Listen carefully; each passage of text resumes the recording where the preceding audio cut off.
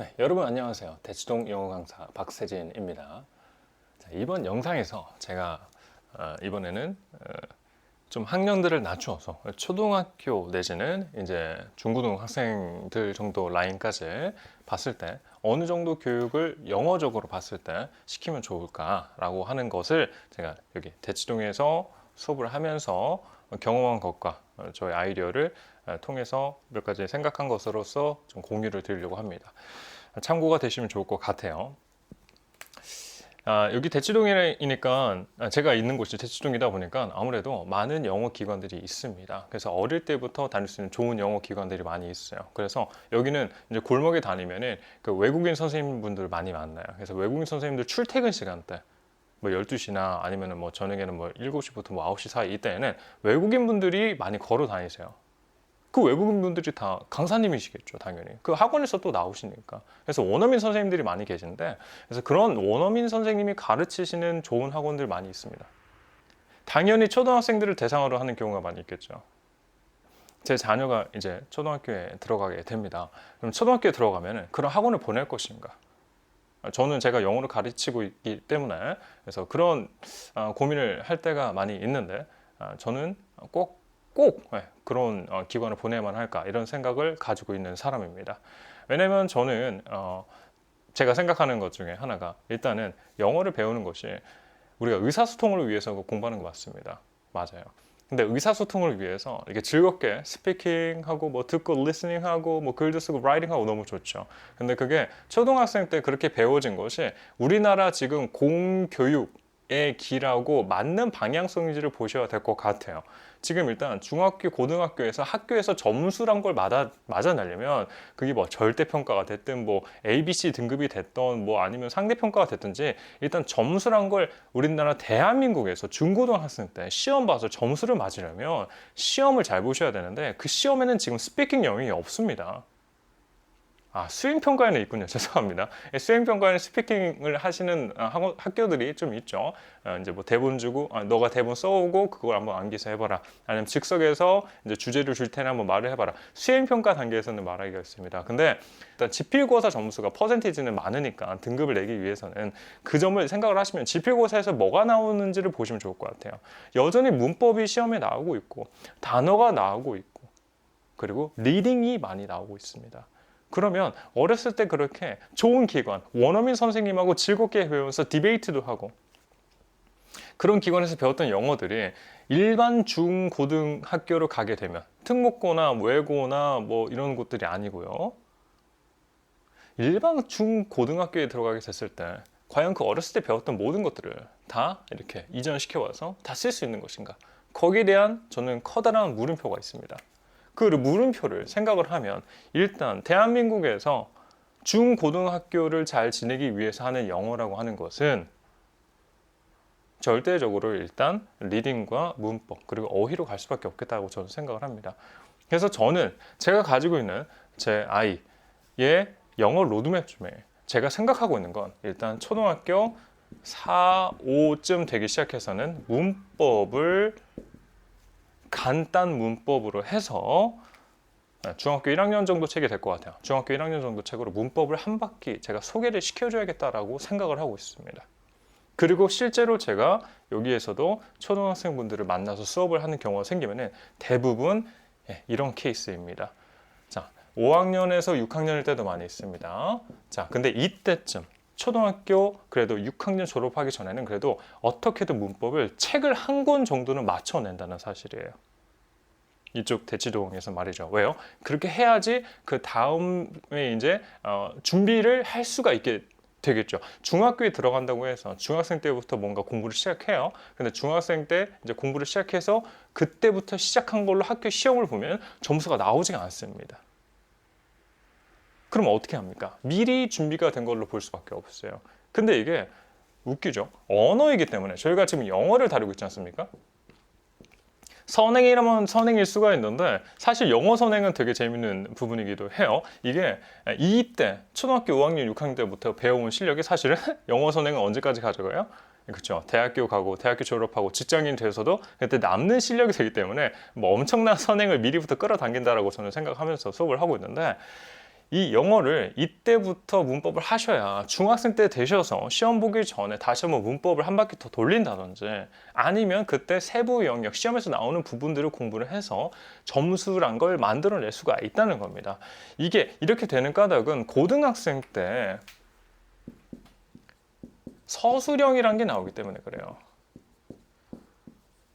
저는 여러 이제 지역에 있는 학교의 이제 시험지 같은 것들도 볼 기회가 많이 있죠. 요즘 인터넷 치면 또 다 나오니까요.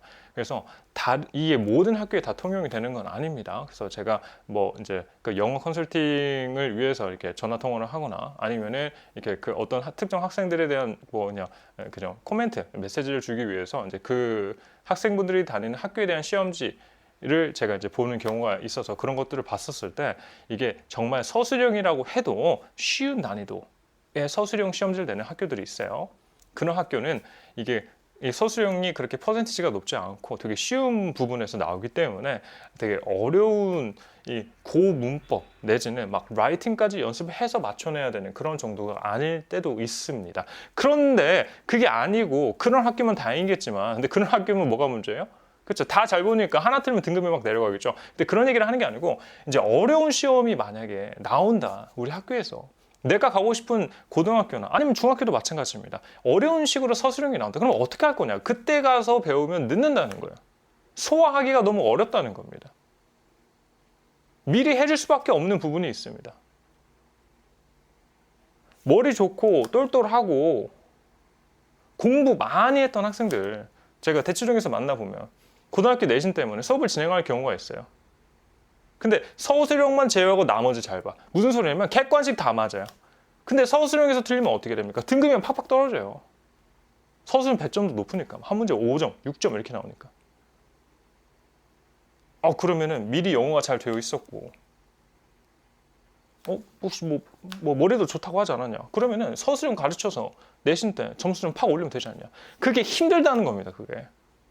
서술형이란 건 라이팅을, 그러니까 어려운 서술형 말씀을 드리는 건데, 라이팅을 지속적으로 연습을 해서 쓰기를 많이 해본 사람들이 이제 서술형이 어떤 유형으로 나왔을 때 어떤 방식으로는 자기가 대응을 해서 점수를 맞아낼 수 있는 거예요.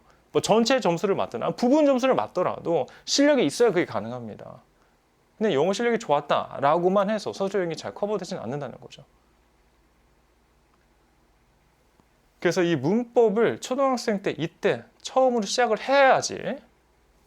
다른 거 뭐 단어는 뭐 언제부터 해도 상관없어요. 조금씩 외우고, 단어는 학생들이 외워줄 시기라는 게 있다고 저는 생각을 해요. 그래서 그때 폭발적으로 단어를 시켜주면 됩니다. 이제 얘가 머리에 단어란 게 들어가기 시작하네. 그러면 단계별로 조금씩 단어 양을 늘려가시면 돼요. 뭐 30개 했다가 50개 했다가 100개 했다가 150개 했다가 뭐 200개까지 한번 해보시는 거죠. 일주일에 몇 개씩 뭐 양을 한번 정해보자. 아니면 그런 학원에 보내시면 되시고요. 근데 문법은 이때는 꼭 처음을 시켜주시면 좋겠다. 이거는 그리고 집에서 어머님들도 충분히 가능한 영역입니다. 중학교 1학년 책을 구입하시면 돼요. 문법 책을 구입하셔서 거기 있는 거 그냥 같이 읽으시면서 문제 한번 풀어보자라고 하시면 되는 정도입니다. 선생님의 설명이 있으면 더 좋겠죠. 더 좋겠지만은 이때 말하는 문법은 정말 쉬운 문법들, 일단 한 바퀴 돌리는 것 정도, 일단은 주어 동사 이런 언어들에 익숙해지는 것 정도로 목표를 잡으셔도 돼요. 비교급이라는 게 있어? 그런가 보구나. 관계 대명사라는 게 있어? 있나 보네. 몇 가지가 있네. 이거 한번 외워볼까? 근데 지금 굳이 안 외워도 괜찮아. 근데 다음번에 외울 거다 라고 하는 거죠. 그래서 이렇게 문법 한 바퀴라도 돌려주는 시기가 이때쯤이 되시면 너무 좋을 것 같아요. 그러면 영어에 더 관심을 갖고 갈 수가 있겠죠. 그래서 이때 완성을 시키라 이런 거를 제가 말씀을 드리는 건 아닙니다. 그래서 초등학교 그리고 중학교 내에 이제 나이대별을 생각을 하고 계신 분들이라면 일단 이때 문법을 한 바퀴 돌리시고요. 그리고 중학교 1학년 때 아니면은 2학년 때 1, 2학년 통틀어서 그때 한 바퀴 정도 문법을 한 번 더 돌리시면 좋겠습니다. 그리고 가능하시다면 고등학교 들어가기 전까지 한 바퀴 더 돌리셔서 문법을 3바퀴 정도 돌리시면 정말 잘 준비가 됐다. 그런 부분에서 문법은 이상이 없다. 그럼 뭐만 하면 돼? 단어와 서술형만 해주면 되죠.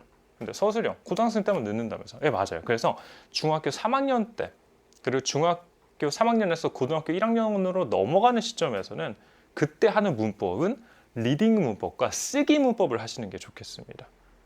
그냥 그때도 투부정사 외우고 있는 게 아닌 거고 쓰기 문법을 하라고. 쓰기 문법. 이 문장을 영어로 한번 고쳐봐. 아니면은 전체 에세이를 다 쓸 필요는 없으니까 너 한 3문장짜리 너의 의견을 한번 써봐. 영어로. 한 5문장짜리 하나의 짧은 문단을 한번 영어로 써봐.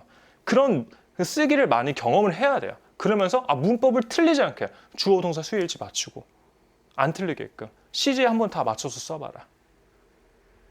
그거를 3번째 문법을 돌리는 중학교 3학년에서 고등학교 1학년 입학하기 전까지의 과정에 그 과정에 들어가게 되시면은 정말 자신 있게 학생이 고등학교에 처음에 가서도 내지는 그 전에 잘 돼 있더라면 중학교의 시험에서도 서술형이 나옵니다. 타지역에서도 나오는 걸로 제가 알고 있는데 대치중에서는 당연히 나오고 있죠. 그래서 이 중학교부터 시작되는 서술형에 학생들이 자신감을 가지고 어떻게든 대응이란 걸 할 수가 있게 되겠죠. 네, 그래서 이때쯤 나이쯤에는 일단은 대한민국 입시에 맞춘 공부를 시작할 수밖에 없지 않겠는가 라고 하는 점에서 이때부터는 그래도 문법을 시작을 해주셨으면 좋겠다라고 하는 저의 아이디어를 한번 공유 드려 봤습니다. 네, 더 다른 아이디어가 있으시거나 아니면 다른 경험하신 좋은 사례들이 있으시면 리플에 남겨주시면 좋을 것 같아요. 그럼 제가 거기에 대해서도 뭐 답변 드릴 수 있는 건 답변 드리고 아니면은 영상으로 이어질 수 있는 내용이면은 영상으로도 한번 제작을 해보도록 하겠습니다. 예, 이번 영상은 여기에서 마치도록 하겠습니다. 봐주셔서 감사드립니다. 영어 강사 박세진이었습니다.